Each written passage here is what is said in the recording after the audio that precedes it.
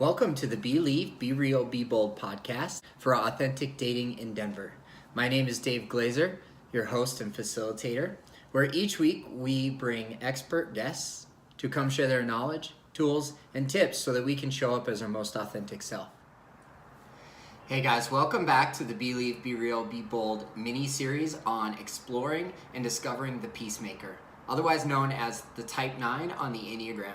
If you've been tuning in recently, hopefully my passion and enthusiasm for the Enneagram and the self-awareness and discovery that I've found through that personal growth tool really comes across here on the podcast.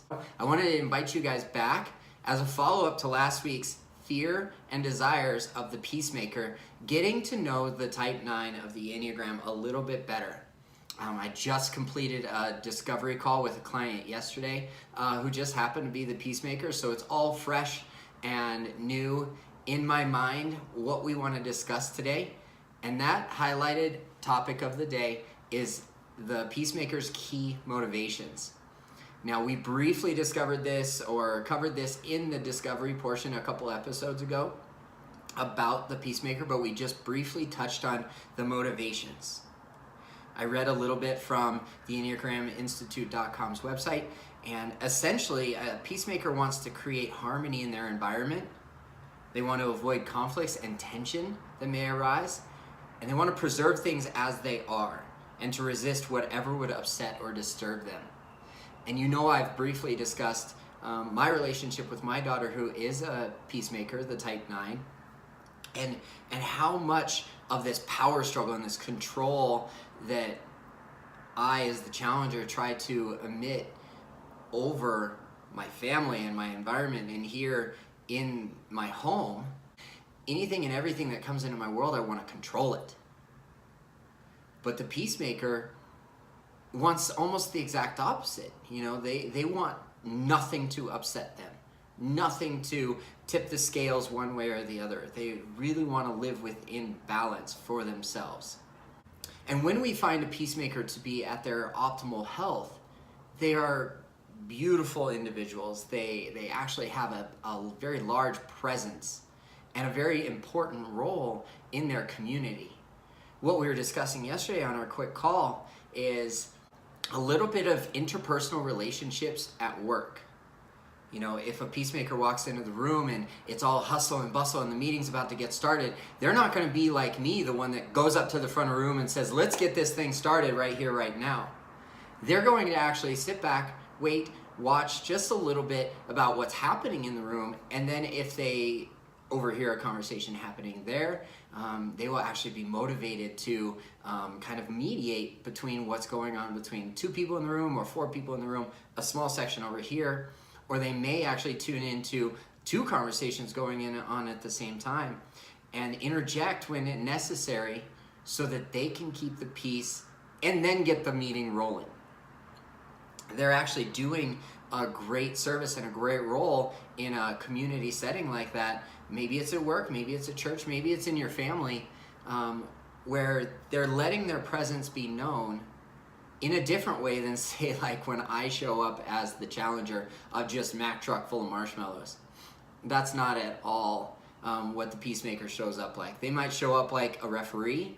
They may be perceived as a little bit of a daydreamer, but that's not what's going on inside. They're simply just going within to tune into their gut feeling about what needs to happen in this environment to maintain balance. And what motivates them most, this is the key component, the key piece of the puzzle for a Peacemaker personality type, is that the message their heart longs to hear is that their presence does matter. Imagine walking into a room and being completely ignored the entire time that you're there. Maybe you're a key piece of this corporate team that's working on a project to get a release date in the near future, and you are an important piece of the puzzle. Maybe you're the financial officer, maybe you're the chief technical officer, maybe you're the chief operating officer, or the chief of user experience. Who knows? In this tech-savvy world, you could play any one of those roles at any one time. But what if you're in a meeting at your business or at your corporation and you're a type 9 and everyone else is being heard but you. Well, that's not balance at all. And the motivation of the peacemaker may actually not be to speak up in defense of themselves. It may actually be to simply just mediate between this power struggle there and that power struggle there between chief operating officer and chief technical officer. They're not on the same page, so our chief financial officer, the peacemaker, is going to interject and just smooth out that conversation or smooth out that relationship so that the whole entire team can move forward.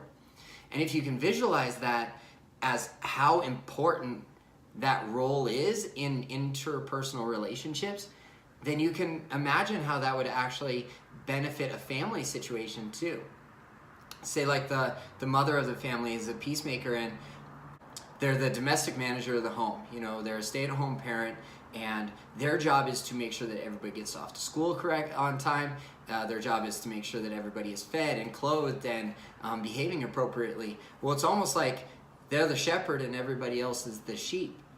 You know, they're simply just trying to get their family to a final destination by making sure that there's an even keel and an even experience and a balanced life at home. Now throw in a little bit of extra stress for the peacemaker who is maybe like a single parent or they're completely in charge of the head of the household, they're the breadwinner. Now imagine trying to keep the peace at home when you're also working 40 to 50 hours a week professionally. And then try to throw a relationship in on top of that. If you're trying to build a relationship with a peacemaker or you are the peacemaker yourself trying to build a relationship, the greatest grace and compassion that you can give each other in this opportunity to find love is to have patience. A peacemaker is going to be very slow to make decisions. They're not motivated to rush in and do and then think a little bit later on like the challenger. Yes, they trust their gut. Yes, they trust their instincts so much and their intuition when making decisions, but they're not motivated to get it done right now. They're actually going to be very pensive and very patient with their own decision-making process.